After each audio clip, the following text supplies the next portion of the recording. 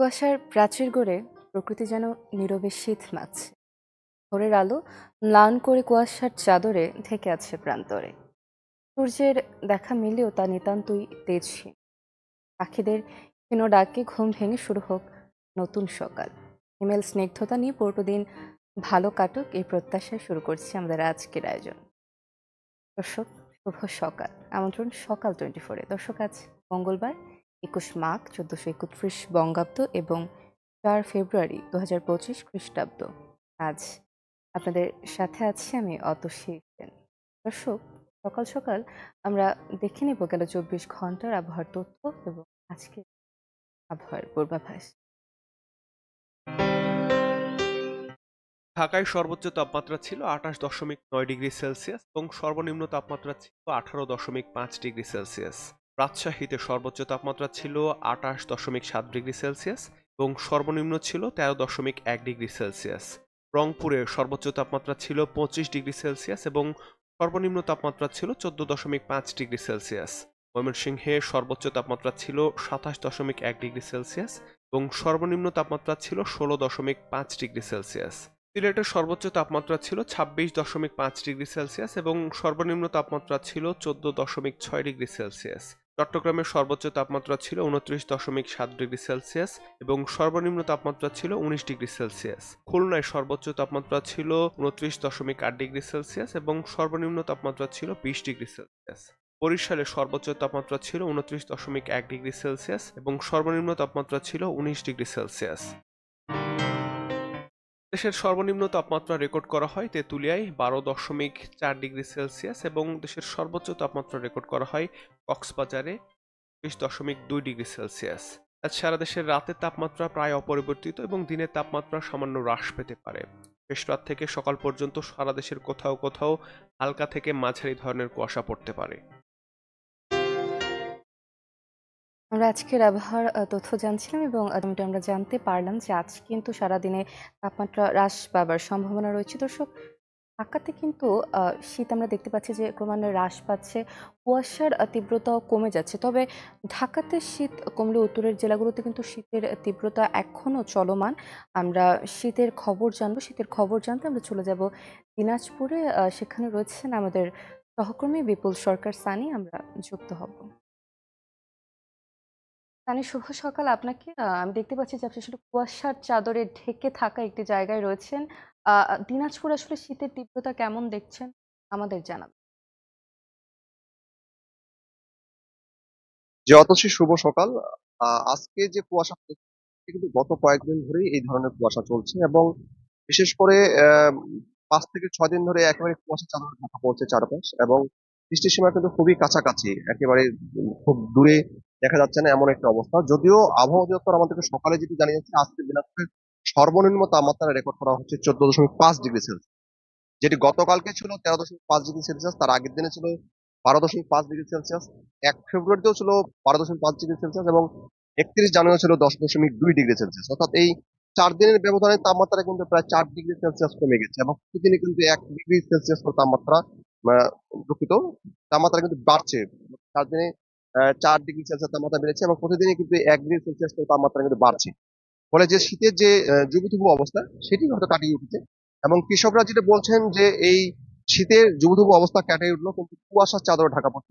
মূলত এই শীতে যে বেশি সমস্যার সৃষ্টি করে সেটি হচ্ছে কুয়াশা এবং হিমেল হাওয়া। সেই কুয়াশা কিন্তু এখন পর্যন্ত রয়েছে এবং যদিও আবহাওয়া দপ্তর বলছে যে এই যে কুয়াশাটা সেটি আস্তে আস্তে ধীরে ধীরে কমে যাবে এবং একসাথে যে তাপমাত্রা, সেটিও তাপমাত্রাটা মোটামুটি বাড়তে শুরু করবে এবং এই বছরে কিন্তু একেবারেই যে শৈত্যপ্রবাহ দিনাজপুরে, সেই শৈত্যপ্রবাহ কিন্তু ছিল না। পুরো শীত মৌসুমে ২টি শৈত্যপ্রবাহ বয়ে গেছে এই জেলার উপর দিয়ে এবং এই ২টিই কিন্তু মৃদু শৈত্যপ্রবাহ। ফলে এই গত কয়েক বছরে যে ধরনের শীতের জুবুথুবু অবস্থা সৃষ্টি হয়েছিল, এই বছরে কিন্তু অনেকটাই কম এবং কৃষকরা বলছেন এইবারে যে ফসলের ক্ষতি, সেটি গত কয়েক বছর তুলনায় হয় এইবারে কিন্তু ফসলের ক্ষতি অনেকটাই কম হবে, এটি তারা আশা করছেন। সানি, অসংখ্য ধন্যবাদ আপনাকে আমাদের সাথে যুক্ত। দর্শক, আমরা ছিলাম উত্তরের জেলা দিনাজপুর। আমরা সেখানকার শীত পরিস্থিতি জানছিলাম এবং যেমনটি আমাদের সহকর্মী আমাদের জানালেন যে সেখানে কিন্তু শীতের তীব্রতা গত কয়েকদিন ধরেই এমন আছে এবং শীতের এই তীব্রতা বহমান। তবে তারা প্রত্যাশা করছে যে এই শীত কমে আসবে এবং আসলে জনজীবনে একটি স্বস্তি ফিরে আসবে। দর্শক, এখন বোরো রোপণের সময়।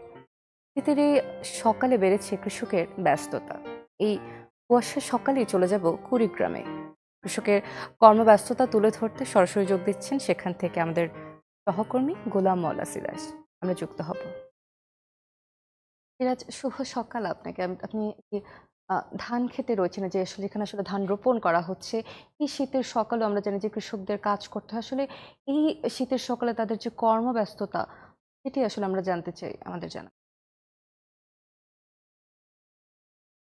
অতসী শুভ সকাল। আসলে টানা বেশ কিছুদিন থেকেই তো শীতের একটা প্রকোপ ছিল। বিশেষ করে শেষ সপ্তাহখানে কিন্তু খুবই শীতের প্রকোপ ছিল কুড়িগ্রামে। তো সেটা কাটিয়ে গত ২ দিন থেকে কিন্তু শীত নেই। ফলে কৃষকদের যে কর্মব্যস্ততা সেটা কিন্তু বেড়ে গেছে।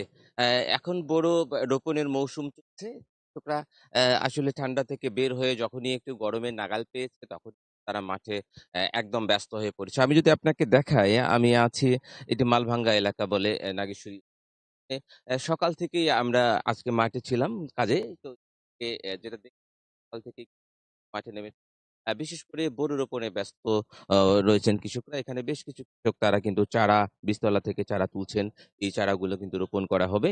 অন্যদিকে কিন্তু জমি প্রস্তুতের কাজও চলছে। এখান থেকে গিয়ে তারা সেই চারাগুলো কিন্তু রোপণ করতে শুরু করবেন। আমরা এবারে কৃষি বিভাগের কাছ থেকে তথ্য পেয়েছি যে এবারে ১,৭০,০০০ হেক্টরেরও বেশি জমিতে কিন্তু বোরো চাষ হবে কুড়িগ্রামে। তার মধ্যে আজকে সকালে আমাকে যেটা জানিয়েছে খামারবাড়ির কর্মকর্তা, যে আজকে নাগাদ হয়তো মোট জমির ৬০ ভাগ আ জমিতেই কিন্তু বোরো লাগানো হবে। আর সেটা এই যে গত ৩-৪ দিনেই কিন্তু এই যে বোরো লাগার যে মাত্রাটা সেটা কিন্তু বেড়ে গেছে। অর্থাৎ এই গত ২ দিনেই কিন্তু প্রায় একযোগে সবখানে নেমেছে এই যে বোরো রোপণের। অন্যান্য যে শীতের যে সবজি রয়েছে সেই সবজিগুলোও কিন্তু টানা ঠান্ডায় বেশ একটা আ ব্যা সমস্যায় পড়েছিল। বেশ কিছু সবজি ক্ষেত্র যেমন আলু খেত, আলুও কিন্তু পারছিল না কৃষকরা। সেটাও গত ২ একটু উৎসাহ ভরে কিন্তু সেই জমি থেকে আলু তুলছে। দিনে, দিনে শীত কমছে।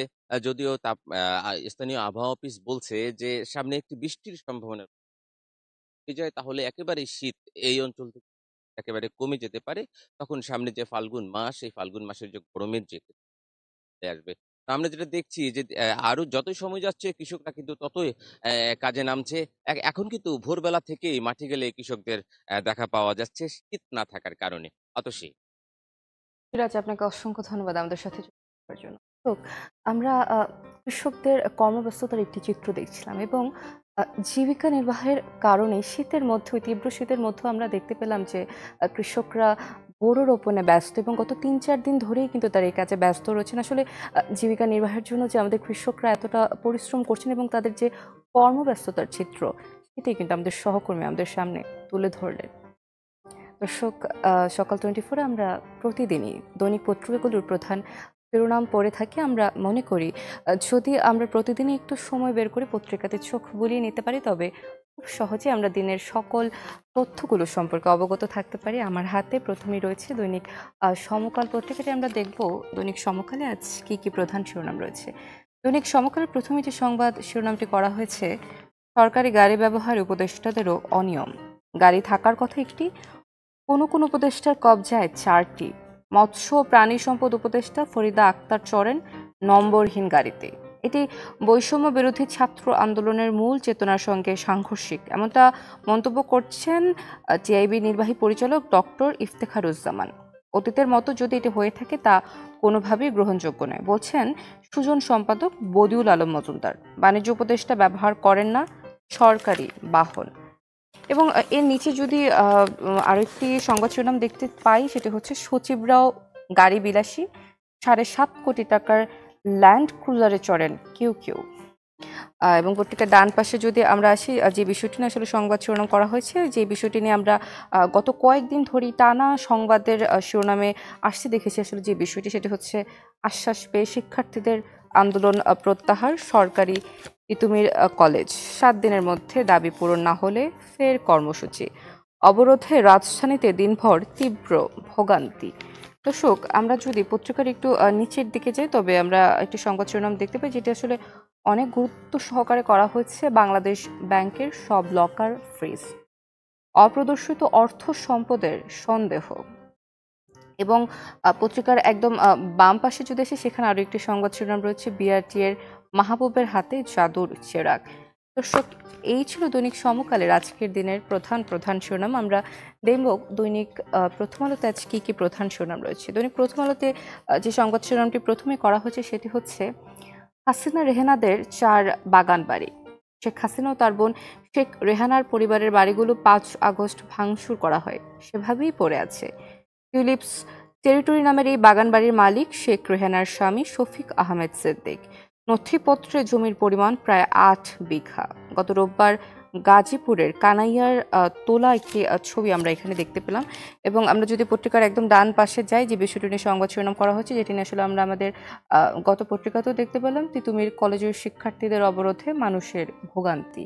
বিশ্ববিদ্যালয়ের দাবি, সরকারের পাশাপাশি মহাখালীতে রেলপথ অবরোধ করায় গতকাল বিকেল 4টা থেকে রাত 10টা পর্যন্ত সারা দেশের সঙ্গে ঢাকার ট্রেন যোগাযোগ বন্ধ ছিল। শিক্ষার্থীদের বেশ কিছু দাবি আগামী 1 সপ্তাহের মধ্যে বাস্তবায়নে পদক্ষেপ নেওয়ার আশ্বাস দিয়েছে শিক্ষা মন্ত্রণালয়। দর্শক, পত্রিকার নিচের দিকে যদি যাই, একটি সংবাদ শিরোনাম রয়েছে, সেটি হচ্ছে 15% শ্রমিক চাইলেই ট্রেড ইউনিয়ন করা যাবে, শ্রম আইন সংশোধন হচ্ছে। সংশোধিত আইনে সংযোজন, বিয়োজনেও নতুন মিলিয়ে শতাধিক ধারায় পরিবর্তন আসছে। অংশগ্রহণ তহবিল ব্যবহারে পরিবর্তন। দর্শক, এই ছিল দৈনিক প্রথম আলোর আজকের দিনের প্রধান প্রধান শিরোনাম। আমরা দেখব দৈনিক কালের কণ্ঠে আজকে কি প্রধান শিরোনাম রয়েছে। দৈনিক কালের কণ্ঠে প্রথমে যে সংবাদ শিরোনামটি করা হয়েছে, অদৃশ্য খরচে মহাদামি সৌরবিদ্যুৎ। সৌরবিদ্যুৎ মূল্য পরিস্থিতি, ভারত, পাকিস্তান ও ভিয়েতনামের তুলনায় উৎপাদন ব্যয় কয়েক গুণ বেশি। জমি ও যন্ত্রপাতি কেনাকাটায় বাড়তি ব্যয় দেখিয়ে ট্যারিফ বাড়িয়ে নেওয়ার অভিযোগে মালিকদের বিরুদ্ধে। ট্যারিফ কমানো না গেলে ব্যয়ের বোঝা হয়ে দাঁড়াতে পারে সৌরবিদ্যুৎ। বেসরকারি বিদ্যুৎ কেন্দ্রের ট্যারিফ পর্যালোচনায় কমিটি গঠন। এখন থেকে দরপত্র ছাড়া কোনো বিদ্যুৎ কেন্দ্র নির্মাণ করা যাবে না, বলছেন জ্বালানি উপদেষ্টা ডক্টর এম ফাউজুল কবির খান। এবং পত্রিকার ডান পাশে আসলে একদম উপরের দিকে আমরা একটি সংবাদ শিরোনাম দেখতে পাচ্ছি, আসলে একটি অনুসন্ধানমূলক সংবাদ শিরোনাম বলা যায়। সৎমন্ত্রীর সম্পদশালী পুত্র 213 কোটির বিত্ত বৈভব, বিদেশে আছে 132 কোটি টাকার সম্পদ, পুরো পরিবারের ব্যাংক হিসাব জব্দ করতে চিঠি। স্বজন রাজনীতিবিদ হিসেবে পরিচিত সাবেক পরিকল্পনা মন্ত্রী এম এ মান্নান এবার তারই ছেলে সাদাত মান্নানের প্রায় 213 কোটি টাকার সম্পদ শনাক্ত করেছে জাতীয় রাজস্ব বোর্ডের সেন্ট্রাল ইন্টেলিজেন্স সেল সিআইসি। দায়িত্বশীল সূত্রে তথ্য জানা গেছে। দর্শক, আমরা যদি পত্রিকার একটু নিচের দিকে আসি, আমরা দেখতে পাবো বেশ কিছু সংবাদ শিরোনাম। এর মধ্যে একটি অত্যন্ত গুরুত্ব সহকারে করা হয়েছে, প্রশাসনে সমতা আনতে নতুন সার্ভিসের প্রস্তাব। জনপ্রশাসন সংস্কার কমিশন, কমিশনের প্রতিবেদন জমা কাল। মন্ত্রী পরিষদ সচিব সহ সব সচিব হবেন নতুন এই সার্ভিস থেকে। প্রশাসন ক্যাডারের সর্বোচ্চ পদ হবে বিভাগীয় কমিশনার। এবং ঠিক আসলে ডান পাশে যদি যাই, প্রধান উপদেষ্টাকে নিয়ে একটি সংবাদ শিরোনাম রয়েছে, আইন শৃঙ্খলা পরিস্থিতি পর্যবেক্ষণে একটি কমান্ড সেন্টার গঠনের নির্দেশ। দর্শক, এই ছিল দৈনিক কালের কণ্ঠের আজকের দিনের প্রধান প্রধান শিরোনামে। আমরা দেখব দৈনিক ইত্তেফাকে আজকে কি প্রধান শিরোনাম রয়েছে। দৈনিক ইত্তেফাকে প্রথমে যে সংবাদ শিরোনামটি চোখে পড়ছে সেটি হচ্ছে, নৈরাজ্য সৃষ্টির সুযোগ দেওয়া যাবে না, যুদ্ধ পরিস্থিতির মতো সতর্ক থাকতে হবে। নিরাপত্তা প্রধানদের সঙ্গে বৈঠকে প্রধান উপদেষ্টা। এ বছরটি অত্যন্ত গুরুত্বপূর্ণ, নৈরাজ্য সৃষ্টি করতে শেখ হাসিনার সাঙ্গপাঙ্গরা বিপুল অর্থ ব্যয় করছে। এবং আমরা যদি পত্রিকার ডান পাশে আসি, সেখানে আমরা দেখতে পাচ্ছি আরেকটি সংবাদ শিরোনাম, তিতুমির শিক্ষার্থীদের রেল সড়ক অবরোধ, ভোগান্তিতে যাত্রীরা। এবং আমরা যদি একটু পত্রিকার নিচের দিকে যে আমরা আরও বেশ কিছু সংবাদ শিরোনাম দেখতে পাচ্ছি, বাড়ছে ক্যান্সার রোগী, নাজুক চিকিৎসা ব্যবস্থা। দর্শক, এই ছিল দৈনিক ইত্তেফাকের আজকের দিনের প্রধান প্রধান শিরোনামে। আমরা দেখব দৈনিক যুগান্তর আজকে কি প্রধান শিরোনাম রয়েছে। প্রথমেই যে সংবাদ শিরোনামটি আমাদের চোখে পড়ছে সেটি হচ্ছে, দুদকে মামলার পরও বহাল তবিয়তে প্রধান প্রকৌশলী। বেবি চকে লুটপাটের মহোৎসব। থার্ড টার্মিনাল সহ 8 বিমানবন্দরে 32,600 কোটি টাকা প্রকল্পে দুর্নীতি অনুসন্ধান করছে দুদক। এবং পত্রিকার ডান পাশে উপরের দিকে একটি সংবাদ শিরোনাম করা হচ্ছে, সেটি হচ্ছে, জামানত ছাড়াই নিয়েছে 19,349 কোটি টাকা, ইসলামী ব্যাংকে ভয়াবহ ঋণ জালিয়াতি। নিয়ম নীতির তোয়াক্কা না করে এস আলমের হাতেই অর্থ তুলে দেন এমডি মনিরুল মওলা। দুর্নীতির 3 মামলায় আসামির শপথে বহাল, গ্রেফতারের উদ্যোগ নেই দুদকের।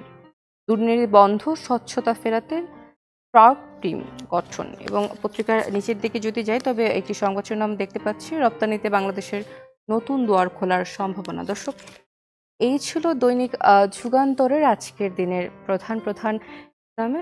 দর্শক, সকাল 24-এর সময় হয়ে গেছে ছোট্ট একটি বিরতির। আমরা ফিরে আসছি বিরতির পর, আমাদের সাথেই থাকুন।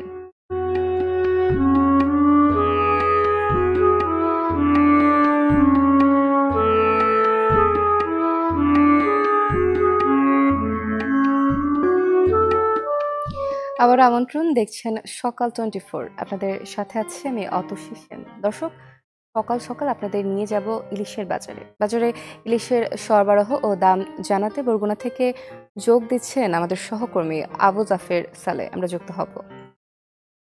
তাহলে শুভ সকাল আপনাকে। ইলিশের সরবরাহ কেমন দেখছেন বাজার এবং দামের কি অবস্থা আমাদের জানাবেন। আমি এই মুহূর্তে আছি বরগুনার যে মাছ বাজার, সে মাছ বাজারে আছি। আর আপনি যে বিষয়টি জানতে চেয়েছিলেন যে ইলিশের সরবরাহ, তো সেটি যদি বলি, ইলিশের সরবরাহ কিন্তু এখন খুবই কম, যে কারণে দাম কিন্তু বেশি। আর কারণ হচ্ছে যে আসলে এখন কিন্তু ইলিশের সিজন না, যে কারণে ইলিশ সরবরাহ অবশ্যই কম এবং জেলেরাও আসলে সাগর নদীতে ইলিশ তেমন শিকার করতে পারেন না। আমি আজকের বাজারে যে বিষয়টি ঘুরে দেখেছি যে ইলিশ কিন্তু 1 কেজির উপরের যে ইলিশটি, সেটি কিন্তু 2000 টাকার উপরে কেনা বেচা হচ্ছে এবং যেটি 900 থেকে 1000 গ্রাম, সে ইলিশটিও কিন্তু 1800-1900 টাকা কেজি দরে বিক্রি হচ্ছে। আর যেটি জাটকা ইলিশ, সেগুলো 500 থেকে 600 টাকা কেজি দরে বিক্রি হচ্ছে। যেটি, আর আপনাকে যদি আরেকটু পরিসংখ্যান বলি, আসলে যে বরগুনার পাথরঘাটা মৎস্য অবতরণ কেন্দ্র, সেখানে কিন্তু প্রতিদিন 10 থেকে 15 মেট্রিক টন ইলিশ কেনা বেচা হয়। তবে আমি খুব মাসে শুধু ইলিশ কেনা বেচা হয়েছে 49 মেট্রিক টন। তবে অন্যান্য প্রজাতির যে মাছ, সেগুলো বাজারে কিছুটা দেখা যাচ্ছে যে, তবে দাম কিন্তু আসলে একেবারেই ক্রেতার নাগালের বাইরে। আর যে বিষয়টি আসলে আপনাকে জানিয়ে রাখা দরকার, যে এটি হচ্ছে যে নভেম্বর থেকে জুন পর্যন্ত যে জাটকা সংরক্ষণের যে একটি 8 মাস জাটকা সংরক্ষণের যে অভিযান চলছে মৎস্য অধিদপ্তরের, কিন্তু আসলে সেটি কিন্তু আসলে আমরা যেটি বলি যে এটি আসলে নামে মাত্রই যে অভিযান, বাজারে কিন্তু সে জাটকাই বেশি আসলে দেখা যাচ্ছে, জাটকা ইলিশগুলো। আর সে দামও কিন্তু ক্রেতার পুরোপুরি আসলে তাদের নাগালের বাইরে, এবং ক্রেতারা বলছেন যে এত যে দাম, সে দামে আসলে ক্রয় করা একেবারেই কষ্টসাধ্য বিষয়। এবং যদি আপনার অন্যান্য প্রজাতির যে মাছগুলো বলি, সেগুলোও কিন্তু যে সামুদ্রিক মাছ, তাও কিন্তু দাম অনেক বেশি। গত 1 মাসে পাথরঘাটা মৎস্য অবতরণ কেন্দ্রে 251 মেট্রিক টন অন্যান্য প্রজাতির মাছ কেনা বেচা হয়েছে, সেখানেও কিন্তু দাম আসলে অন্যান্য সবার চেয়ে অনেক বেশি। আর যেটি হচ্ছে ইলিশের সিজন না আসলে কিন্তু এই দাম আসলে কমবে না, যেটি সরবরাহ না বাড়লে দাম কমারও কোনো সম্ভাবনা নেই। এই ছিল বরগুনা থেকে সর্বশেষ। তাহলে অসংখ্য ধন্যবাদ আপনাকে আমাদের সাথে যুক্ত হবার জন্য। আমরা বরগুনায় ইলিশের বাজার পরিস্থিতি জানছিলাম এবং যেমনটি আমাদের সহকর্মী আমাদের জানালেন যে আসলে যেহেতু ইলিশের মৌসুম নয়, সেহেতু ইলিশের সরবরাহ কিন্তু কম এবং সরবরাহ কম থাকায় চাহিদা আছে, তবে দাম অনেক বেশি এবং দাম বেশি হয় কিন্তু ভোগান্তিতে পড়ছেন ক্রেতারা। দর্শক, ভিন্ন প্রসঙ্গে চলে যাব। যুক্তরাষ্ট্রের লস অ্যাঞ্জেলেসে হয়ে গেল 67তম গ্র্যামি অ্যাওয়ার্ডস। এবছর অ্যালবাম অফ দ্য ইয়ার পুরস্কার জিতেছে বিয়ন্সের কাউবয় কার্টার। চতুর্থবারের মতো গ্র্যামির মুকুট উঠেছে পপ গায়িকা শাকিরার মাথায়। বিস্তারিত প্রতিবেদনে। রেকর্ড করেছিলেন মার্কিন এই পপ তারকা। সং অব দ্য ইয়ার পুরস্কারের মাধ্যমে সেরার প্রথমে কৃতজ্ঞতা ফায়ার ফাইটারদের প্রতি, যাদের জন্য বেঁচে আছি আমরা। ধন্যবাদ জানাচ্ছি গানের সাথে সংশ্লিষ্ট সকলের প্রতি, সেই সাথে গ্রামের প্রতিও। বেস্ট আমেরিকান পারফরমেন্সের খেতাব পেয়েছে টেমসের লাভ মি জে জে গান। আর লাস মুজেরাস ইয়ানো লোরান অ্যালবামের জন্য চতুর্থ। এখানে বসবাস করা আমার অভিবাসী ভাই বোনদের পুরস্কার উৎসর্গ করতে চাই। আপনাদের জন্যই সব, যেসব নারী দিনরাত পরিবারের জন্য লড়ে যাচ্ছে, এই পুরস্কার তাদের জন্য। You're loved, you're worth it, and I will always fight with you. লস অ্যাঞ্জেলেসের ভয়াবহ দাবানলের মিউজিক্যাল নানা পারফরমেন্সের মধ্যেও ফুটে ওঠে দুঃসহ সেসব স্মৃতি। ব্রুনো মার্স, লেডি গাগার পাশাপাশি অনুষ্ঠানে পারফর্ম করেন Charlie XCX, Teddy Swims, Chappell Roan, Benson Boone ও শাকিরা। মঞ্চে উপস্থিত ছিলেন দাবানল নেভানোর কাজে। গ্র্যামি অ্যাওয়ার্ডসের জমকালো অনুষ্ঠান নিয়ে আমরা দেখছিলাম। দর্শক, এ পর্যায়ে আমরা জানবো ইতিহাসের এই দিন আসলে কি কি হয়েছিল।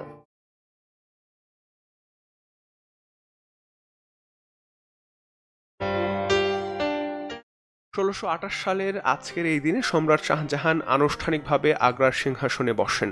আর ১৭৮৯ সালে জর্জ ওয়াশিংটন যুক্তরাষ্ট্রের প্রথম রাষ্ট্রপতি নির্বাচিত হন আজকের এই দিনে। ১৯৫২ সালের এই দিনে রাষ্ট্রভাষা বাংলার দাবিতে সমগ্র পূর্ব পাকিস্তানের শিক্ষা প্রতিষ্ঠানসমূহে ধর্মঘট ডাকা হয়। ১৯৭২ সালের এই দিনে বাংলাদেশকে স্বাধীন দেশ হিসেবে স্বীকৃতি দেয় Britain, Denmark, Sweden, Finland, Norway ও আইসল্যান্ড সহ 10টি দেশ। এছাড়া ১৯৭২ সালের এই দিনে বাংলাদেশ বিমানের প্রথম ফ্লাইট ঢাকা থেকে চট্টগ্রাম অভিমুখে যাত্রা করে। ২০০৪ সালের আজকের এই দিনে সামাজিক যোগাযোগ মাধ্যম ফেসবুক চালু হয়। ইতিহাসের এই দিনে কি ঘটেছিল সেটি জানতে জানতে আমরা আজকের আয়োজনের একদম শেষ পর্যায়ে চলে এসেছি। দর্শক, আজ এই পর্যন্ত সকাল 24-এ আবারও দেখা হবে আপনাদের সাথে আগামী পর্বে। ততক্ষণ পর্যন্ত ভালো থাকুন, সুস্থ থাকুন এবং চ্যানেল 24-এর সাথেই থাকুন।